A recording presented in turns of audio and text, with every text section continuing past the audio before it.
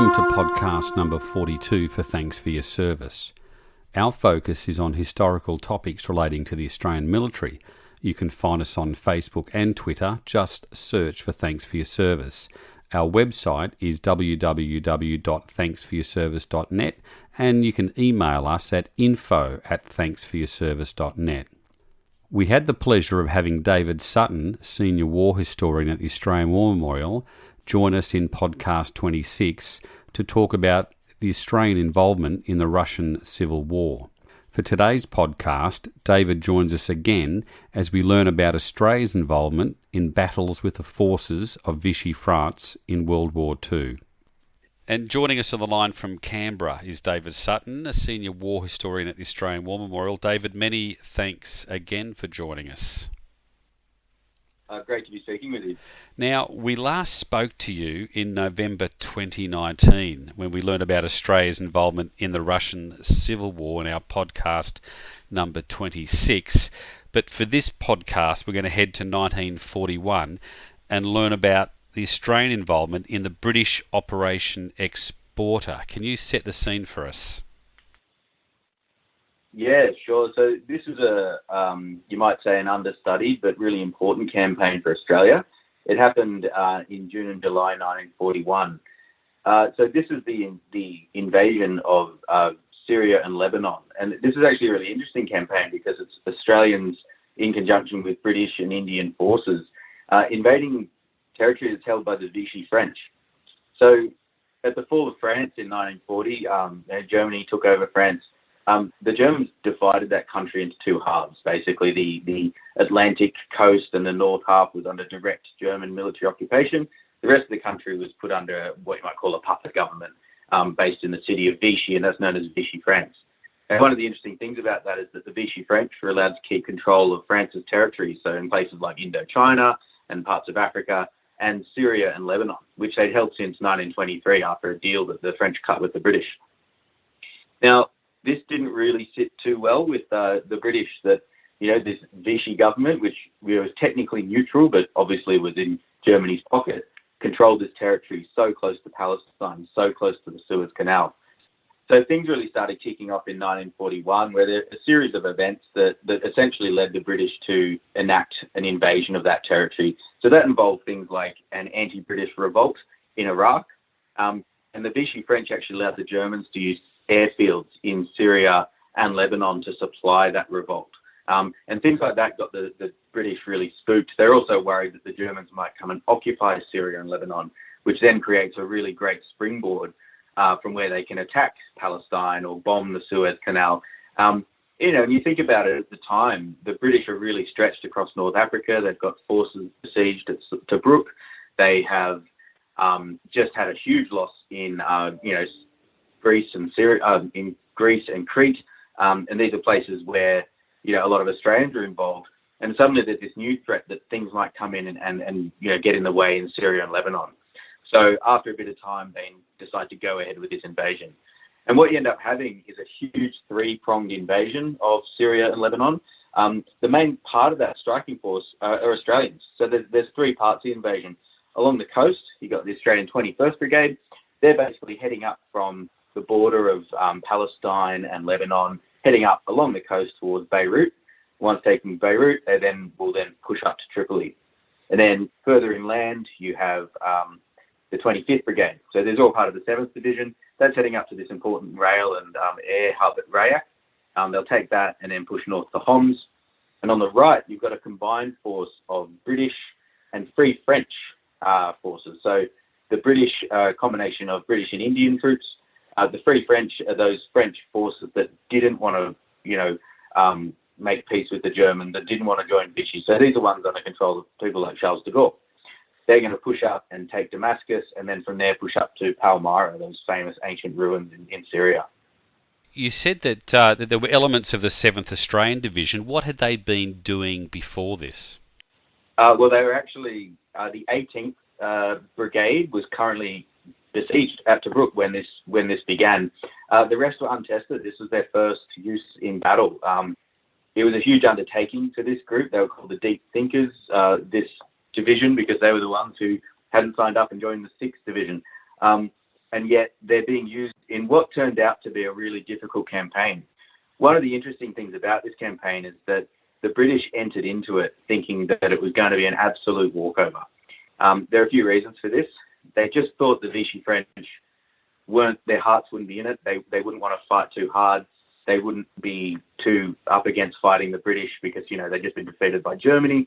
And part of the reason for that is because people like Charles de Gaulle, that Free French leader, he really pushed this idea that, all they needed to do was walk into the country and they could win almost by propaganda alone. The reason he was doing this is he had these grand ambitions to take on the Germans and win back France, but he didn't really have an army. But he really wanted to get that army that was in Syria and Lebanon and use that. So he lobbied Churchill really hard, saying, oh, this will be an easy victory. We can just send in our troops. I'll get an army. You'll neutralize the threat in Syria and Lebanon. And, they really expected this campaign might just take a couple of days to get up to Beirut or Damascus and places like that. Australians were even asked to go into battle wearing their slouch hats rather than helmets because they thought that the Vichy French defenders might see the slouch hats and be reminded of Australia's role in the First World War and not attack them. Within hours of the beginning of the campaign, as bullets and mortar are raining down upon them, the Australians swiftly took off their slouch hats and put on their helmets. But it does talk about, give us an idea of the way that the command was thinking about this campaign and how it was going to run. So it wasn't a walkover, as de Gaulle had proposed to Churchill. So how long did the campaign take? It ended up taking about 5 weeks, much longer than expected. And it actually involved those three forces that I talked about, so the 21st Brigade, the 25th Brigade, and then that combined Free French and 5th Indian Brigade. That actually was just the beginning of the introduction of quite significant resources to bring an end to this campaign.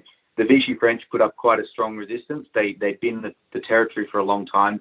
They knew the terrain well. They'd marked out artillery sites really well. There was a lot of, they used the natural defences really well, like the rivers and valleys and things like that, just to make it incredibly difficult. And the British needed to end up bringing in the 6th Division as well as the 10th Indian Division under William Slim in order to finally get it over the line. So it was a lot more difficult than they'd really thought, and a lot longer than they thought. And it came at quite a heavy cost to the Allies. So what went well during the campaign and what didn't go well?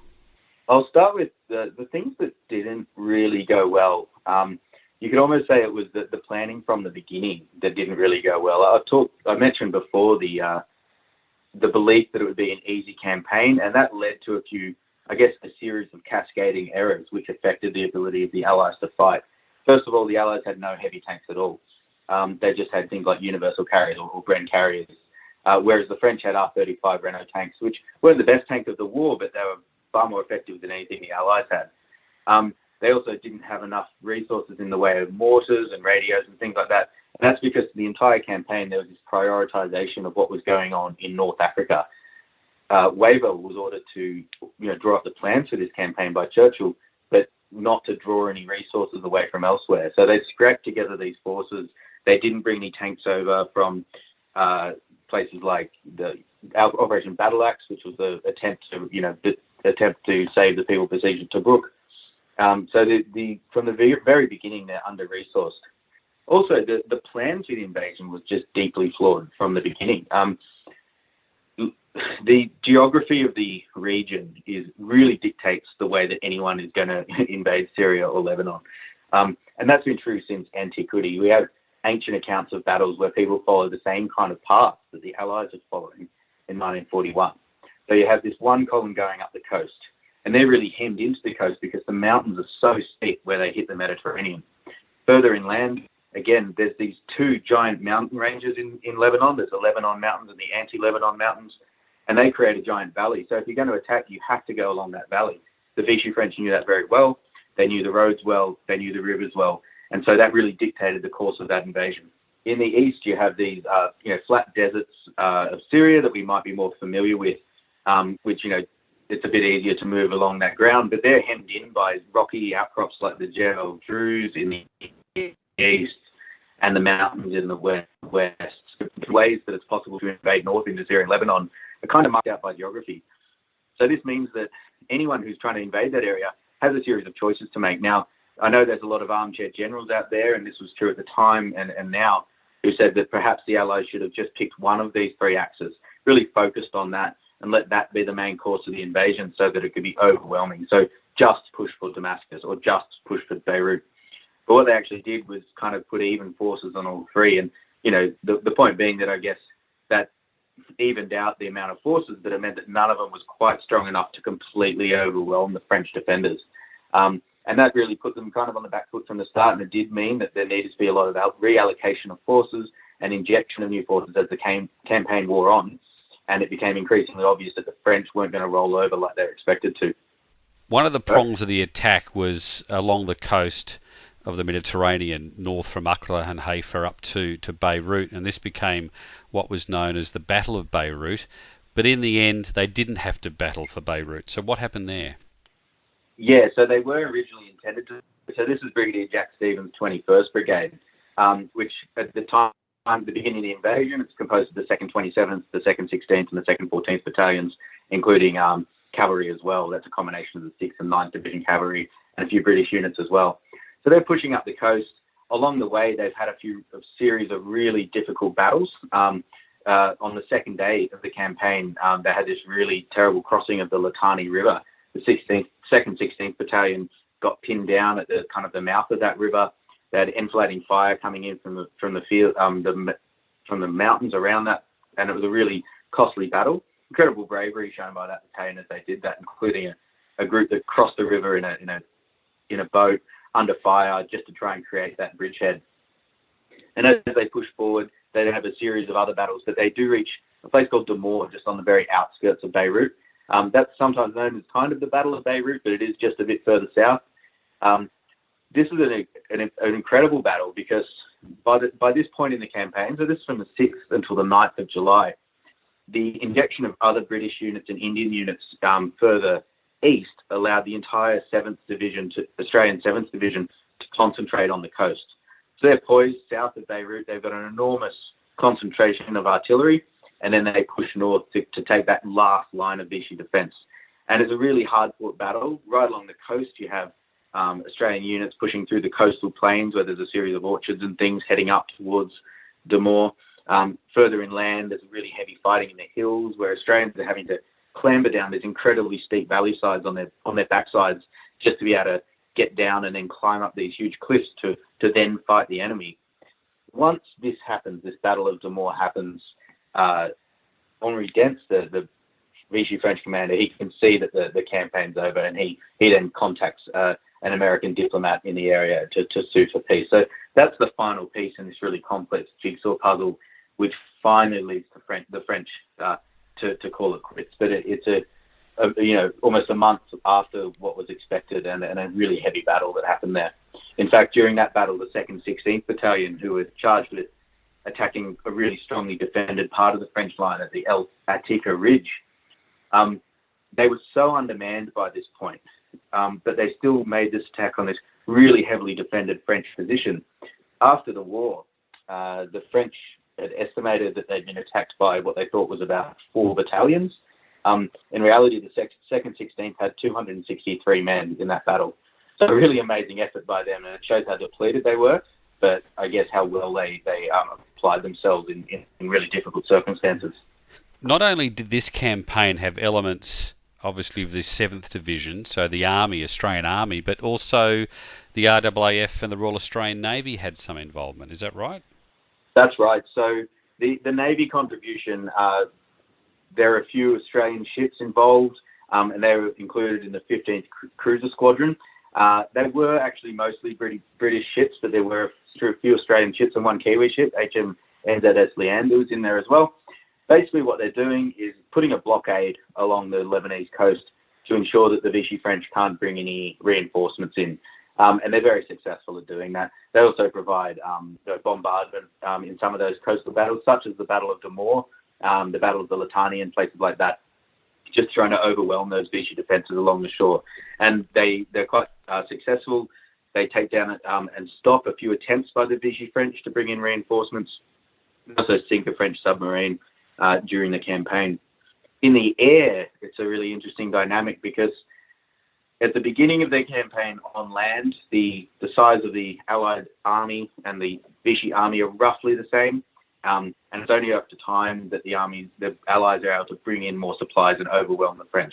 In the air, from the very beginning, the Vichy French had air superiority. So at the beginning of the campaign, the Allies only had about 70 aircraft, bit of a dizzying array of aircraft from a whole bunch of units, but the bulk of them for 80 Squadron RAF, they're flying Hurricanes, and 3 Squadron RAAF, they're flying Tomahawks. But there are also things like Blenheims and Whitleys and any other aircraft that all form part of this complex campaign that's going on. The Vichy French have far more. They have about double the amount of aircraft, including some really good fighters that they're able to use. But what the Allies did, knowing that they didn't have superiority to be able to necessarily take on the Vichy Air Force in the air, they concentrated on bombing those air assets on the ground. So even as there's really heavy fighting going on at places like Palmyra, where British and Indian forces are getting absolutely dominated by the Vichy Air Force and are really decimated by those constant attacks, the Allied Air Force are focusing on bombing those Vichy air bases, and that's quite vital because they knock out a lot of Vichy aircraft on the ground. They knock out some of those airfields, and the Vichy French have to keep moving their air assets further and further away from the front, which has a real direct impact on their ability to use that air superiority to their advantage. Interestingly, in 80 Squadron RAF was Roald Dahl, who was flying those Hurricanes and took part in some of these battles, that famous author. This campaign also saw 2 Australians, one of those who people may know very well about, actually getting awarded Victoria Crosses. That's right. They were the only 2 Victoria Crosses awarded to anyone in the campaign. One was to Lieutenant Roden Cutler, who some people might remember as later being Governor of New South Wales. So he was an observer for the 2nd 5th Field Regiment. Really interesting, his VC, because he's awarded it for exemplary action and service over quite a long period of time. So it begins kind of on the 19th of June during this quite heavy fighting of a place called Merjayoun, which is an old Crusader fort in that central column of the attack, which had been taken by the Allies but then lost in a Vichy French counterattack. And then there's a series of disastrous attempts to try and retake that, including on the 17th of June, where 2 companies of the 2nd Pioneer Battalion are really decimated by an ill-designed attack that didn't have any proper support against this really formidable fortress. A few days later, Roden Cutler, he's there, he's as an observer for the 2nd 5th Field Regiment. And throughout the day, he's done a series of things. He's been mending telephone lines under fire, which are really important for maintaining that connection in order to direct artillery. Single-handedly seen off a couple of attacks by commandeering various guns. At one point, he had to actually hide in a drain pipe while the Vichy French are standing just a couple of meters away, hoping that one of those telephones that he's got with him doesn't ring. And then he had to sneak back to his lines, hoping that then he wouldn't be shot by his own forces by thinking that he was a Vichy French soldier. A few days later, he's at a place called WWII.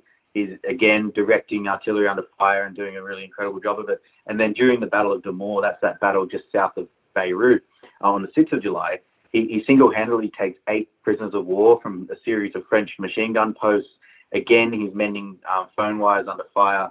And then he's actually wounded in the battle, and he basically lay on the battlefield for a day until he could be finally brought out, by which point the wound in his leg had become septic and he had to have that amputated. And that was amputated just nearby while the field hospital he's in is essentially under Vichy French fire. So he's awarded that VC for just exemplary service over a really long time, and a really incredible, given he was a really young man at the time. The other Victoria Cross is Private Jim Gordon. So right towards the end of the campaign, on the 10th of July 1941, he's involved in an attack on a place called the Dadrani Heights. This is bit further inland, kind of adjacent to the Battle of Damour, where they're trying to take these heights, which is a good place where the Vichy French can observe and direct artillery and things like that.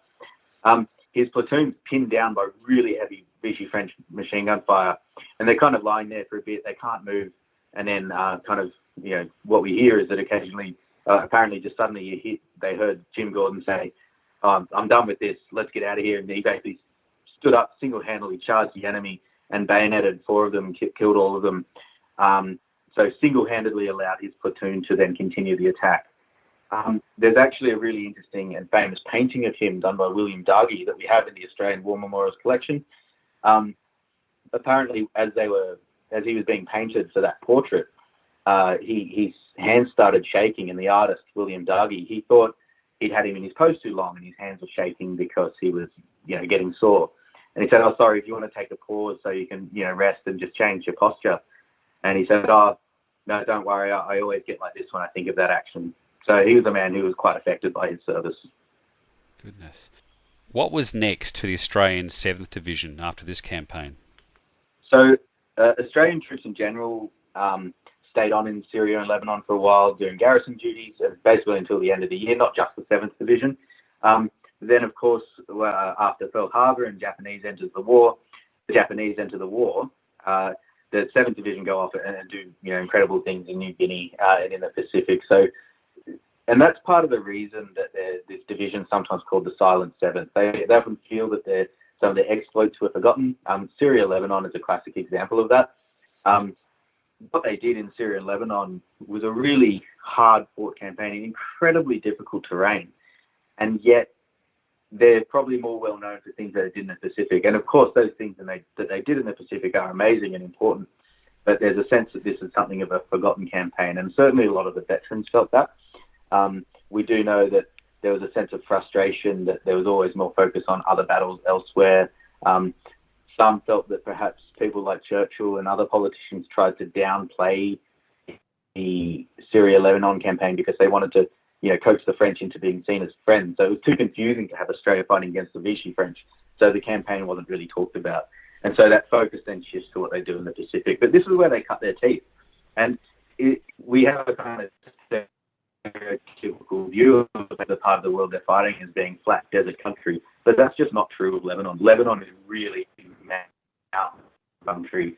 And sometimes you see veterans who served in both the Pacific and in Lebanon talking about having to climb these hills. And sure, it mightn't have been as humid, of course, as the Pacific, but the precipitous hills and the climbing and the walking through rivers and plastering rivers, all these things can, have an application to what they do later on in the war. And the 7th Division, I mean, their contribution is not insignificant. They had over 1,500 casualties, but it really is a campaign that we just don't hear a lot about, do we? No, it's not a campaign we hear a lot about. And I guess it's a lot of it's to do with the timing. We have Australians besieged at Tobruk. We've just had the huge losses in Greece and Crete. Then smack bang in the middle of the campaign on the 22nd of June 1941, Hitler invades the Soviet Union, and all the headlines from around the world suddenly aren't focusing on this fight between the British and Australians and Indians against the Vichy French in Syria, but of course that huge campaign that's going on in Russia. So from a number of different angles, the oxygen is just largely taken out of this campaign. And that was a real sense of frustration for a lot of veterans. There was no specific medal for Syria, Lebanon. In fact, if you served in that campaign, you just got the Africa Star. So again, that was a real point of contention. A few veterans felt that there should have been a Syria Star or something like that, and that never came to be. David, I understand that you've actually written a book on this campaign, and it's due to be published next year. Can you tell us a little about that?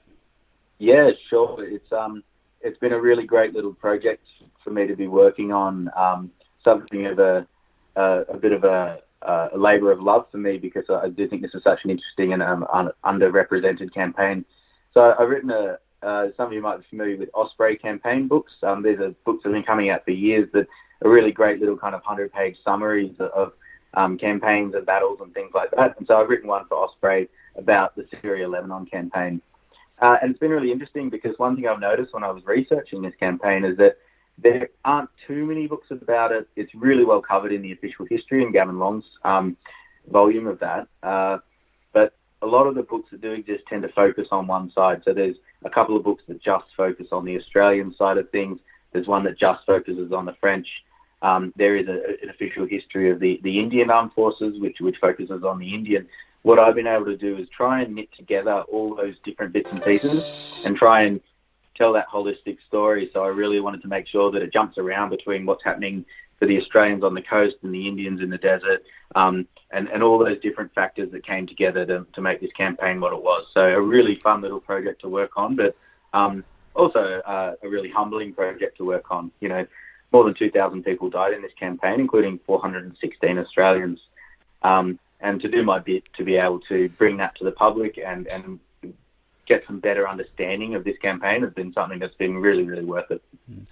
What's the book called, and when is it released?